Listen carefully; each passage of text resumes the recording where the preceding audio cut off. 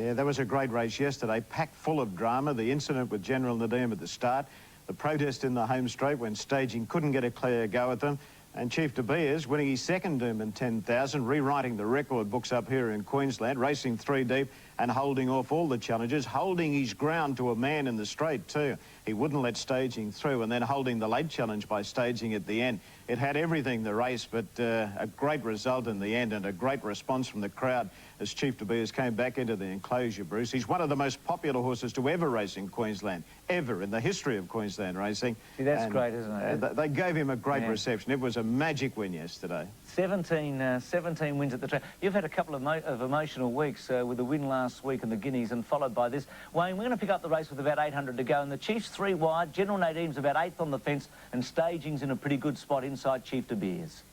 800 metres to go. Masked Party and Crystal Pistol, they're the joint leaders. Chief De Beers is a length away third, but he's off the track. He's wide. In between horses is staging. She's beautifully placed at the moment. She's fourth as they come down the side. Sahara Z is on the rails. The length to Quick Return. Stella Cadante, followed by Poetic King Dance Beat. General Nadim still giving them a mile start as they run to the corner. Then Con for State. Happy Star, Monopolize and Blazing Steel. They're in the straight now. 400 metres to go. Masked Party the outside and Crystal Pistol, they're locked together. Chief De Beers coming at them. Sahara Z is just behind them. Staging is angling for a run. There's no room there. General Nadim just behind them. He can't get a go at them either. Chief De Beers hit the lead. 100 metres to go. Sahara Z's getting up on the inside. The Chief's in front. General Nadim staging late. Chief De Beers in front. The Chief, you beauty.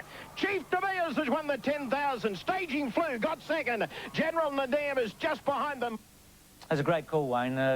Tough to do, and right at the end getting it all right. What about the protest? You've had a chance to see the head-on. We'll see staging and General Nadim inside of it and Chief De Beers outside. Were you surprised that it was dismissed? No, not surprised at all. After you have a look at the head-on footage, it's General Nadim. There was restricted room there for staging. It's General Nadim looking for a run and bumping into staging. That caused the check there, not Chief De Beers. Staging, when she got clear, she flew at Chief De Beers right on the line and just failed to get him. I will say that there were 2 good things beaten. Staging should have won. General Nadim should have won. But Chief De Beers did, and he was 3 wide for the trip.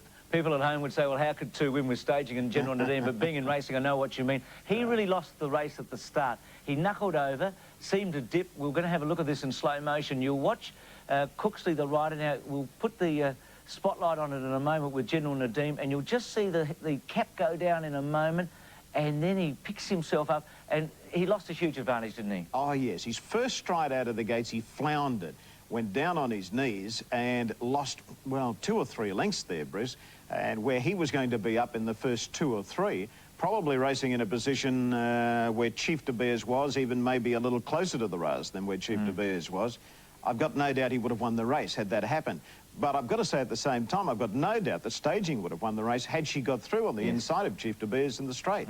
You've got a great week with the Hollandale Cup and the Prime Minister's Cup, and Wayne, we'll be back with you next Sunday in the program. OK, Bruce, great to be with you. Might and power there during the week. South Australian Derby, let's see. Yes, Bruce, and $33,000 for the trifecta, so it would have been a great day to halfway through the day to be winning money that big, wouldn't it? But Bolter, ridden by Nasrul Willer, had 1 ride, and he's a very underrated jockey, this guy. He's good. Tell us just briefly the favourite, who was a hot favourite at 11 to 10 pennyweight point. Yes, Bruce, he came out the gate OK, but a horse that came across from the outside led Bonetto. It went to the lead, and it went fast early, got across quickly, and then slowed the speed up. But pennyweight point, to me, was never comfortable in the run, was never going to be in the race, and he raced like that. But take nothing away from Bolter, but the horse that ran 4th in the race, I thought, was very unlucky. A horse called The Hind, trained by Peter Hayes. He's the horse they're going to have to beat in the Adelaide Cup. But if you see him in a moment on the film, you'll see that he has no luck. But the pattern again yesterday at Morphettville was coming down the centre of the track. And Bruce, I don't know this. Some horses don't seem to handle it and some do. And you'll notice The Hind ducks in a couple of times. OK, we'll watch for him. He comes home late in 4th place. Bolter winning the South Australian Derby. Now they're starting to shake them up back in the field. Going to 3rd, Ballada, and around the outside now Bolter, followed then by Ancient City and Super Sun, Tokyo Bow, as they turn for home now, and out wide on the track, Prince Dandan is after Benesto. Into 3rd placing Bolter, followed by Ancient City. Well back is Pennyweight Point. He's not travelling at all well. 200 out Benesto, grabbed by Prince Dandan down the outside, and joining in Bolter. This could be a big upset. Bolter's raced up to Prince Dandan. Super Sun to 3rd. The Hind is flying home when the race is all over, but Bolter takes it out. Bolter wins the Derby. 2nd placing Prince Dandan. Third placing Super Sun. Yes, as you said, John, coming down the middle, Bolter scoring the win over Prince Standan and Shearson. And the Hind now, I believe, is second favourite behind Heed the Toll for the Adelaide Cup. He is, and he's going to be the horse to beat. As you know, the three-year-olds have got a very good record in the Adelaide Cup, Bruce. But see the horses on the inside, there just seem to be a bias on the track at the moment at Morphettville, and it's a shame because there's been some good horses racing here. But incidentally, the horse that ran third in the race was the horse that caused all the problems. And how many times do you see that happen? The horse that causes the problems at the start runs a good race. Spectrum won the other bigger race there yesterday. But what about Heed the Toll briefly? This Perth horse who has taken everything really by storm since he's come to Adelaide. He has, and he just keeps improving all the time. A horse called Moss Kingdom, we'd seen him come over here before and do the same years ago. This horse is a very good horse. He's won a Perth Cup. He's won over the 3200. He is definitely the horse to beat, but he drops 2 kilos in the Adelaide Cup. The other horse, the Hind, he's an up-and-coming three-year-old and he's on very lightweight in the Adelaide Cup. And I do think that he is a horse that's going to, you know, go well around Australia all this year. Even the Caulfield Melbourne Cups is the Hind. Well, you know how to win those Melbourne Cups, let's see. And I tell you what, we'll get your tip next Sunday in the program for the Adelaide Cup because it's Goodwood and Oaks Day next Saturday and the Cup on Monday. Thanks, John. Thanks, Bruce. Terrific. John Letzi won 2 Melbourne Cups as a jockey.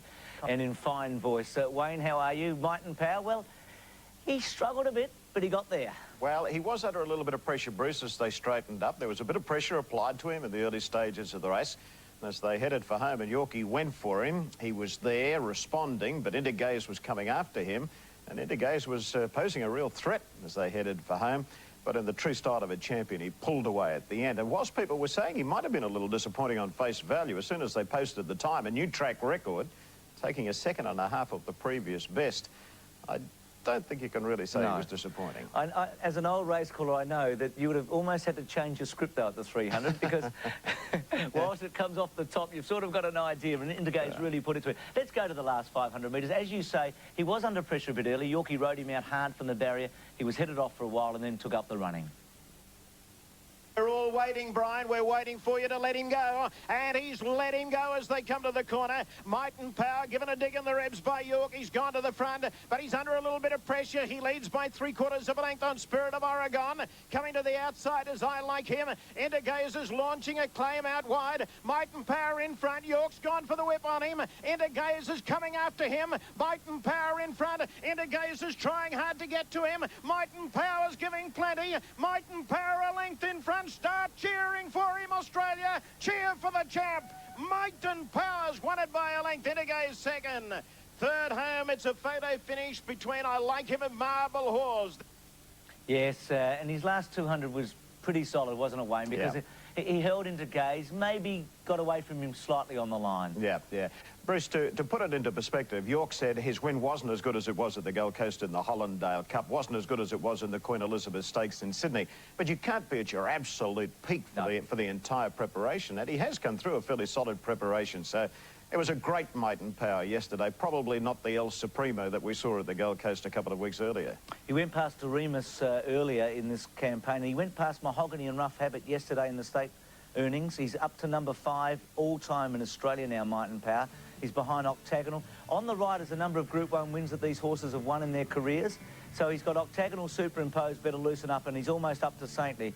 So he's getting close. There's been so much discussion about where he stands in Australian racing. I'd like to talk to you about that at another time because it might take a while, but suffice to say that in 1997-98 there's been no better. Well, Nick Moratis put it correctly yesterday. So we've had those great champions of the past. This is the great champion of the modern era. Let's enjoy him. Yeah.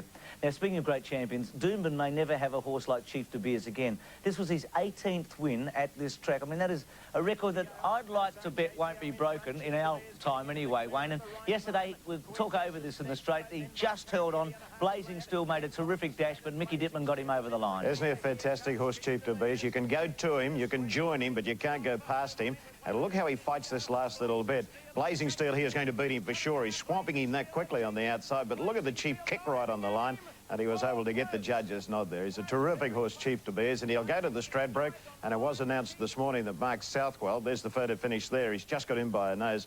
Mark Southwell has given him a 1.5 kilo penalty for the Stradbroke, taking him to 56.5 kilos.